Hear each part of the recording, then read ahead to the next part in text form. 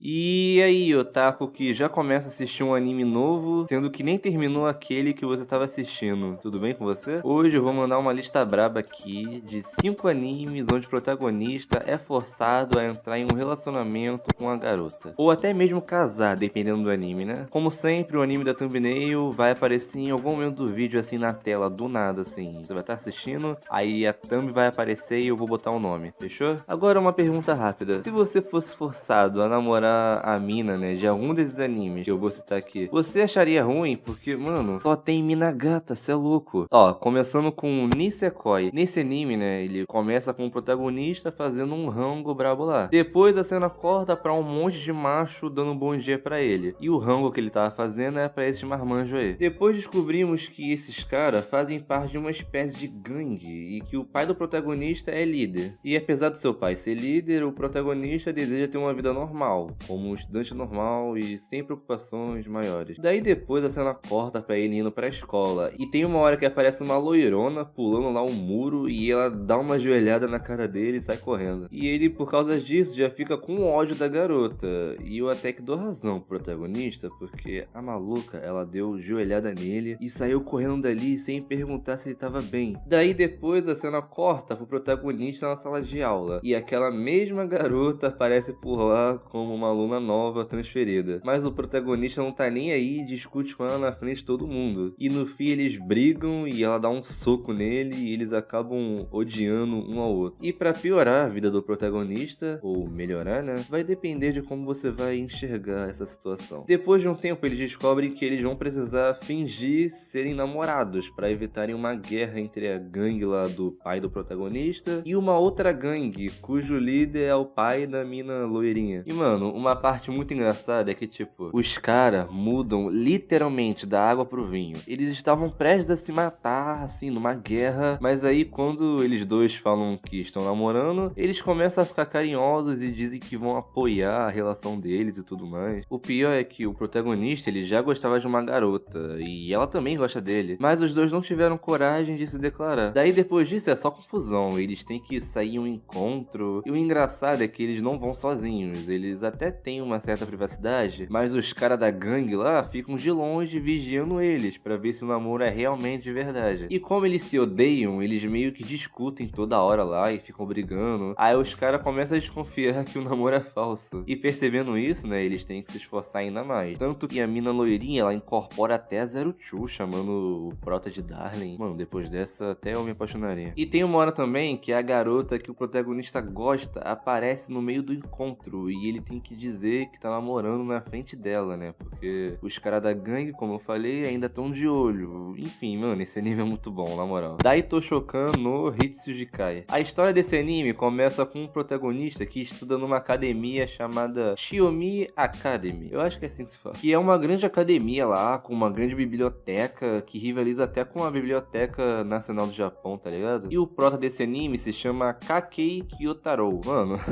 só um negócio rápido. Eu tô falando tantos nomes japoneses assim, tantos animes, que agora eu tô conseguindo pronunciar direitinho, ó. Kakei Kyotaro. E ele é um membro do clube, né, da biblioteca, que frequenta ela lá. Só que esse protagonista é meio solitário, sei lá, porque ele é o único membro desse clube. Mas como ele é antissocial, ele gosta de ficar sozinho, porque assim ninguém faz barulho e ele pode ler em paz. E por algum motivo que eu não faço ideia, tá? Porque até onde eu vi não explicou, o protagonista tem o poder de prever as coisas, tipo uma visão do futuro. Mas ele não prevê qualquer coisa, ele prevê acidente. Tipo Premonição, né? Não sei se chegou a ver esse filme, mas enfim, pesquisa aí. Daí um dia ele prevê um acidente de trem que iria atingir uma garota e ele tinha visto essa garota anteriormente, né? Que tava tentando distribuir uns panfletos. Daí o acidente acontece, mas antes ele tira ela de perto, né? Do trem e salva a vida dela. Só que enquanto ele tá salvando ela, ela tropeça e os dois caem no chão. E ele, sem querer, querendo, acaba apalpando ela, sabe? E isso acaba dando uma confusão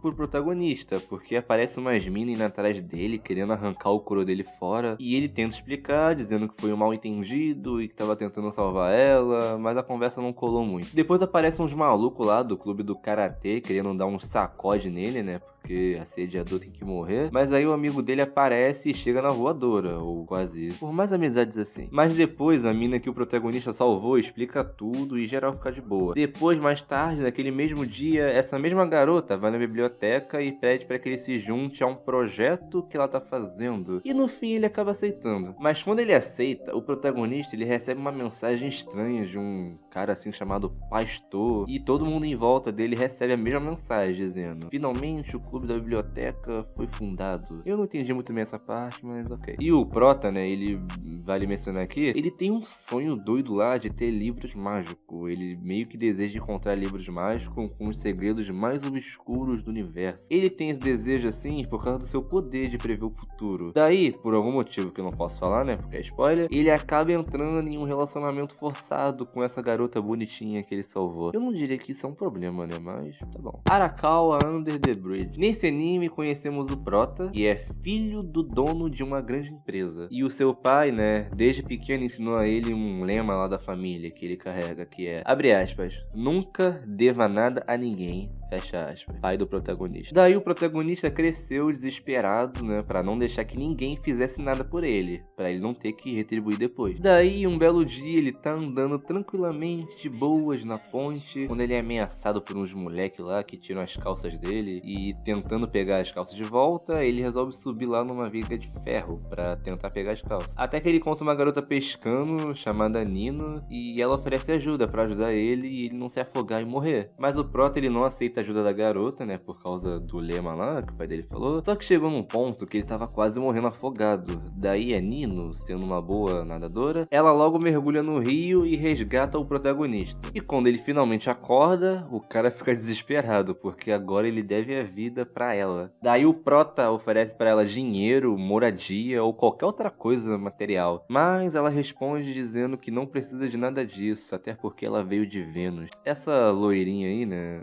Aliás, mais uma loira que o protagonista fica. Ela se chama Nino e é uma garota muito bonita e misteriosa, porém não bate muito bem na cabeça. KS. Não que isso seja um defeito, né? Muito pelo contrário. KS.